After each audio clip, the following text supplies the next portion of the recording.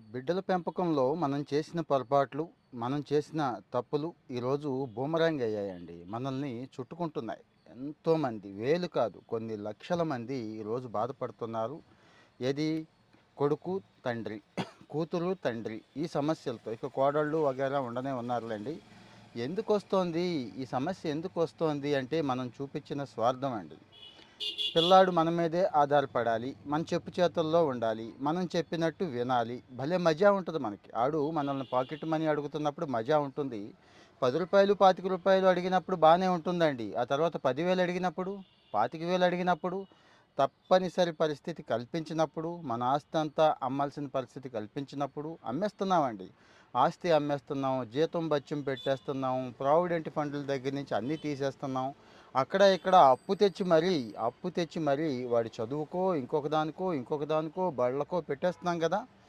అది ఈరోజు ప్రమాదం ముంచుకొచ్చేసింది. మనం చేసే తప్పే ఇదంతా కూడా. మనం చేస్తున్న స్వయం కృపరాధం మనం అంటాం చూడండి, అది మనం తెచ్చేసుకున్నామండి. ఏంటి అంటారా? చాలా డీటెయిల్డ్గా చెప్తాను, వినండి. పిల్లాడు పెరుగుతున్నప్పుడు బాగుంటుంది, ముద్దుగానే ఉంటుంది. రూ. 10 అడిగినప్పుడు ఇంకా ముద్దుగా ఉంటుంది, ఇస్తాం. కానీ ఆ రోజు వాడికి కాస్త శుతిమెత్తగా, అవసరమైతే 4 రోజుల తర్వాత ఒకటి పీకైనా కానీ, నీ సంపాదన నువ్వు సంపాదించుకోవాలి, నీకంటూ ఒక సైడ్ హస్టల్ ఉండాలి, సంపాదించుకునే మార్గం ఉండాలి అని ఎందుకు చెప్పమండి? ప్రపంచం అంతా చాలా దేశాల్లో, బాగుపడిన అన్ని సమాజాల్లో, దేశాల్లో చెప్తున్నప్పుడు మనం మాత్రం చెప్పమండి. అడ్డొచ్చేస్తూ ఉంటుంది. మా తల్లిదండ్రులు చెప్పలేదు కదా, లేకపోతే ఇంకొకటి కదా అని మీరు అనుకుంటారు. తల్లిదండ్రులు చెప్పలేదేమో కానీ ఆ రోజు వాళ్ళు పని చేయించాలండి. ఆయన పొలం పని చేస్తే మనం వెళ్ళి సాయం చేసేవాళ్ళం, గుర్తుందా? ఆయన గేదెల దగ్గర పని చేస్తే మనం వెళ్ళి కాస్త గడ్డి కోసుకురావడం దగ్గర నుంచి ఇలాంటివి చేసేవాళ్ళం, గుర్తుందా? అలాగే తండ్రి ఏ చేతి పని చేసినా కానీ ఆ చేతి పనిలో మనం సాయం చేసేవాళ్ళం. ఈరోజు ఎవరు ఏమీ చేయట్లేదు. పైపెచ్చు వాడు రూ. 4 కూడా సంపాదించుకోలేని పరిస్థితి ఈరోజు వచ్చేసింది. ఆ విషయం అందరికీ తెలుసు. ఇక బిడ్డ పెంపకం అయితే ఇంకొక రేంజ్ అండి, ఇంకొక రేంజ్. ఆడపిల్ల విషయంలో అస్సలు బయటికే పంపించం, చిన్న పని కూడా చేయనివ్వం, స్వతంత్రంగా ఉండనివ్వం. అది ఈరోజు ఎంత దాకా వచ్చిందంటే మనం చంపుకు తిని పెంచాం కదా, అది ఆడపిల్ల ఈరోజు చంపేస్తుందండి. ఎవరిని? ఆ కట్టుకున్నవాడిని చంపేస్తుంది. ఎందుకు? తనకేమో రూపాయి సంపాదించడం రాదు, రూపాయి సంపాదించడం తెలియదు, ఏ పని చేయలేదు, ఎవడో ఒకడి మీద ఆధారపడాలి. ఎదిగినంత కాలం తండ్రి మీద ఆధారపడేలా పెంచాం, ఎదిగిన తర్వాత వాడి మీద ఆధారపడేలా పెంచాం. తనకంటూ కొన్ని కోరికలు ఉంటాయి, కొన్ని ఆశలు ఉంటాయి. తప్పు ఒప్పో తర్వాత చూద్దాం వాళ్ళు ఎలాంటి వాళ్ళు అనేది. తను స్వతంత్రంగా ఉండలేదు, వేరే మార్గం లేదు. అయితే తండ్రి, లేకపోతే మొగుడు. మరి ఏం చేస్తారు వాళ్ళు కూడా? ఇక తప్పనిసరి పరిస్థితి అయ్యి ఎవరో నచ్చుతున్నారు, నచ్చిన క్రమంలో వాడితో పోవాలనుకుంటున్నారు తప్పించి స్వతంత్రంగా నా కాళ్ళ మీద నేను నిలబడతాను, నా పని నేను చేసుకుంటాను, 10,000 సంపాదించుకుంటాను అనేది పోయిందండి. ఆ స్వేచ్ఛ లేదు, స్వాతంత్రం లేదు. ముఖ్యంగా రూ. 4 నేను స్వయంగా సంపాదించుకోవడం వల్ల వస్తున్న సంతోషం ఎవడో ఎక్కడో ఇస్తే రాదు అనే దాన్ని మనం అసలు నేర్పలేదండి, ఎవరికీ నేర్పలేదు. ఎప్పుడు నేర్పాలి? చిన్నప్పుడే వాడు చిన్న చిన్న పనులు ఇంట్లో చేస్తున్నప్పుడు కాంప్లిమెంట్గా 5, 10 రూపాయలు ఇవ్వడం, ఏదైనా గిఫ్ట్లు ఇవ్వడం మొదలుపెట్టి తర్వాత ఈవెన్ ఎలాన్ మస్క్ లాంటి వాడు కూడా మీకు తెలుసు కదండి, ఎంత దారుణమైన కుటుంబం అది. తండ్రి విపరీతంగా వేధించేవాడు, తల్లి ఏమి గడవని పరిస్థితి. పాపం వాడు, మీకు తెలుసో లేదో, స్కూల్లో విపరీతమైన వేధింపులు ఉండేవి వాడికి, తండ్రి లేడు కదా అని చెప్పి. ఉం? కంప్యూటర్స్ మీద పడ్డాడు. కంప్యూటర్ గేమ్స్ అవి తయారు చేసుకొని చిన్న చిన్నగా అమ్ముకోవడం మొదలెట్టి ఈరోజు ప్రపంచంలో అపర కోటీశ్వరుడు, అపర కుబేరుడు ఎవరు అంటే ఎలాన్ మస్క్. మరి వాడే ఆ పని నుంచి వచ్చి ఆ స్థాయిలో నేర్చుకున్నప్పుడు డబ్బు విలువ అక్కడ తెలుసుకున్నాడు కదా, స్వయంగా కాళ్ళ మీద నిలబడడం నేర్చుకున్నాడు కదా. సొంతంగా నేర్చుకొని సంపాదన అనేది చిన్న వయసులోనే ఉంటే అంటే ఆ సంపాదనకు వాల్యూ ఉంటుంది, ఆ రూపాయి వాల్యూ తెలుస్తుంది, కష్టం వాల్యూ తెలుసుకున్నాడు కదా. మనం ఏం చేస్తున్నాం? ఇది పరిస్థితి. రీసెంట్గా కొన్ని కేసులు వస్తున్నాయండి, దాని గురించి అసలు డిస్కషన్. కడప నుంచి ఒక కేసు వచ్చింది. 80 ఏళ్ళు పెద్ద ఆయన, పైన కొడుకుంటాడు, ఈయన కింద ఉంటాడు. కొడుకుని ఖాళీ చేసి పొమ్మంటున్నాడు ఇమ్మీడియట్గా. ఎన్నాళ్ళు దగ్గరుంచుకున్నాడు. ఆ కొడుక్కి కూతుళ్ళు కొడుకులు పుట్టేశారు, వాడికి 40 ఏళ్ళు వచ్చేసి దాటిపోయినాయి. వీడిని ఇప్పుడు ఖాళీ చేసి పొమ్మంటున్నాడు. వాడేమో ఎందుకు చేతగానోడు అంటే మీకు అర్థమైంది కదా. తండ్రినే పట్టుకొని, తండ్రి చూరే పట్టుకొని, తండ్రి ఇంట్లోనే ఉంటున్నాడు, ఆ చూరు పట్టుకొని ఎందుకు వేలాడుతున్నాడు అనేది మీకు అర్థమైపోయి ఉంటుంది. ఆ తండ్రి అలా పెంచాడు వాడిని. ఇన్నాళ్ళు ఎంజాయ్ చేశాడు. అబ్బా నా కొడుకు నా దగ్గరే ఉన్నాడు కదా, నా కోళ్ళు ఉంది కదా, మనవాళ్ళు ఉన్నారు కదా అనుకున్నారు. ఈరోజు తెలుస్తోంది ఆ భారం ఏంటి, ఆ బరువేంటి అనేది ఇప్పుడు తెలుస్తోందండి. వాడెందుకు పనికి రాకుండా అయిపోయాడు అని. చేతులు కాలాక ఆకులు పట్టుకొని ఉపయోగం ఏముందండి? అదే ముందే చెప్పుంటే, "నువ్వు బయటికి వెళ్ళు. నీ పని నువ్వు చూసుకో. నా పని నేను చేసుకుంటా." బిల్ గేట్స్ అంతటోడు కూడా సంపాదనలో 1.5% మాత్రమే పిల్లలకిస్తాను. మిగిలిందంతా నా ఇష్టం అన్నాడు. నా ఇష్టం అంటే జల్సాలు చేస్తాడా? సమాజానికి ఖర్చు పెడతాను అది సంతోషం అన్నాడు. సరే మనం సమాజానికి ఖర్చు పెట్టొద్దు. కానీ ఉన్నదంతా కొడుకులకి కూతుళ్ళకి ఊడ్చిపెట్టి లేని దాన్ని కూడా ఊడ్చిపెట్టి సరే పెడితే పెట్టామండి, పెడితే పెట్టాం, వాళ్ళని ఎందుకు పనికిరాని వాళ్ళ కింద చేద్దామా, బేవర్స్గా చేద్దామా. ఇది కడపలో ఒక కేసు. రెండోది పల్నాడు కేసు చెప్తాను. ఒక రైతు, ఒక మాదిరి రైతే 10 ఎకరాల రైతు మొత్తం పొలం అంతా అమ్మేశాడండి కొడుకు చదువు కోసం.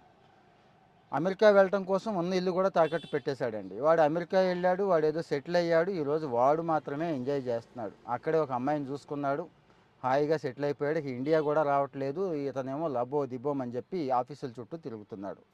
రీసెంట్గా తెలంగాణలో రేవంత్ రెడ్డి గారు ఓ ప్రపోజల్ తెస్తున్నారు. మీకు తెలుసు, ముఖ్యమంత్రి గారు 10 నుంచి 15% ఇలాంటి ఇలాంటి ఇబ్బంది పెట్టే పిల్లల ఆదాయాన్ని ఆ తల్లిదండ్రులకి జమేస్తే ఎలా ఉంటుందో చూడండి, పరిశీలించండి అని. అసలు 10 నుంచి 10% ఆదాయం ఈ రోజున బలవంతంగా ఎన్ని బాధలు పడి ఆయన తిట్టో కొట్టో ఒప్పించో కోర్టుకు లాగో ఆఫీసులకు పిలిచో వేయాల్సిన అవసరం ఏముంది? మనకు ఆదాయం లేదా? ఆలోచించండి. ఉన్న ఆదాయం అంతా వాళ్ళకి ఎందుకు పెట్టేయాలి? రూపాయి లేకుండా గడవని పరిస్థితి ఎందుకు తెచ్చుకోవాలి? ఈరోజు మళ్ళీ వాళ్ళనే ఎందుకు అడుక్కోవాలి? సరే ఇదంతా ఒకటైతే వాళ్ళని బేవర్స్గా తయారు చేశాం కదా, ఎందుకు పనికిరాని వాళ్ళ కింద తయారు చేశాం కదా. ఆడపిల్లనేమో అలా తయారు చేశాం. ఆడపిల్లలు ఏం చేస్తున్నారు మీకు మీరు ఆల్రెడీ తెలిసిపోయింది, ట్రెండ్ తెలిసిపోతుంది. తప్పక గుర్తుంచుకోండి, మన మన ఆస్తి మీద ఆశ, లేకపోతే మన ప్రాపకమో ఇంకోటో ఉంటున్నారు తప్పించి తల్లిదండ్రుల మీద ప్రేమ ఎంతమందికి ఉంటుంది? మీరు చెక్ చేయండి. నేను నెగిటివ్గా అన్నానని కాదు, ఈ ట్రెండ్ కూడా పెరుగుతోందండి. మగపిల్లలు కూడా అలాగే తయారయ్యారు. వాళ్ళ కాళ్ళ మీద వాళ్ళు నిలబడ్డాన్ని, వాళ్ళు ఒక రూపాయి సంపాదించుకోవడాన్ని, సంపాదించిన దాన్ని ఖర్చు పెట్టుకోవడానికి, వాడి మీద వాడు ఇన్వెస్ట్ చేసుకోవడానికి, ఎంజాయ్ చేయడాన్ని మనం ఎందుకు నేర్పలేకపోతున్నాం? అదేమన్నా కష్టమైన విషయమా? మంచి మంచి ఎగ్జాంపుల్సే ఉన్నాయి కదా. చిన్నప్పటి నుంచే ఒక పని చదువుకుంటూ ఒక పని నేర్చుకుంటూ చక్కగా ఆదాయం సంపాదించుకుంటూ రూపాయికున్న విలువ తెలుసుకుంటూ, ఓహో పెద్దయ్యాక మా నాన్న ఆస్తి ఏది నాది కాదు, 1 రూపాయి కూడా నాది కాదు, నేను సంపాదించుకుందే నాది అని ఆ ఫీలింగ్ ఆడికి వచ్చినప్పుడు నాన్నని అమ్మని పట్టుకొని ఏలాడి పీక్కు తిని పీడించుకు తినే కొడుకులు ఉండరు కదండి. నాన్న ఆస్తి కోసం గోతికాడు నక్కల్లాగా కాచు కూర్చున్నటువంటి కొడుకులు కూతుళ్ళు ఈ రోజుకి కూడా ఎంతమందో చెప్పండి. అంటే మనలో కూడా ఉన్నాం. హిపోక్రసీ బయట పెట్టేస్తే మా నాన్నకి అది ఉంది కదా వస్తుంది, ఇది ఉంది కదా వస్తుంది, ఆ వస్తుంది అనే దాని మీదే ఫోకస్ పెట్టాను తప్పించి, మహా అయితే నాన్న ఎంత ఇస్తాడు? 10 లక్షలు 10 కోట్లు ఇస్తాడు అనుకుందాం. నువ్వు సంపాదించుకుంటే, నువ్వు ఎదిగితే, నీ టాలెంట్ చూపిస్తే, నీ స్కిల్ చూపిస్తే దానికి 100 1000 రెట్లు సంతోషం కదా. నాన్నది నాన్న దగ్గర వదిలేద్దామండి, అమ్మది అమ్మ దగ్గర వదిలేద్దామండి, మనం సంపాదించుకుందామండి. వాళ్ళు ఇస్తున్నారంటే ఆ రోజుకి వాళ్ళు కలిగిన దాంట్లో మన చదువుకో ఉండడానికో తాత్కాలికంగా ఏదైనా ఇస్తారు, మనం కూడా దాన్ని ఎక్స్పెక్ట్ చేయాలి. కానీ మొత్తం నాన్నాస్తంతా నాదే, వీలైతే ఇప్పుడే నాది, వాళ్ళని బయటికి గెంటేస్తే ఇంకా బాగుంటుంది, ఆ ఖర్చు కూడా కలిసి వచ్చేస్తుంది. ఇలా ఆలోచిస్తున్నారు కాబట్టి పిల్లలు ఈరోజు ఈ సమస్య వచ్చిందండి. ఈరోజు ఏమవుతోంది? Old age people protection act అని ఒకటి తెచ్చుకోవాల్సి వచ్చింది. ఆ యాక్ట్ పనిచేస్తుందా అంటే మీకు తెలుసు, జిల్లాలో డిజేబుల్డ్ వెల్ఫేర్ ఆఫీసర్ ఉంటారు, ఆయనే ఓల్డ్ ఏజ్ పీపుల్కి కూడా ఆఫీసర్గా ఉన్నాడు. ఆర్డీఓలు ఉన్నారు, ఆర్డీఓ దగ్గరికి వెళ్తే వాళ్ళు ఏదో పిలిపిస్తున్నారు, మాట్లాడుతున్నారు, వార్నింగ్ ఇస్తున్నారు.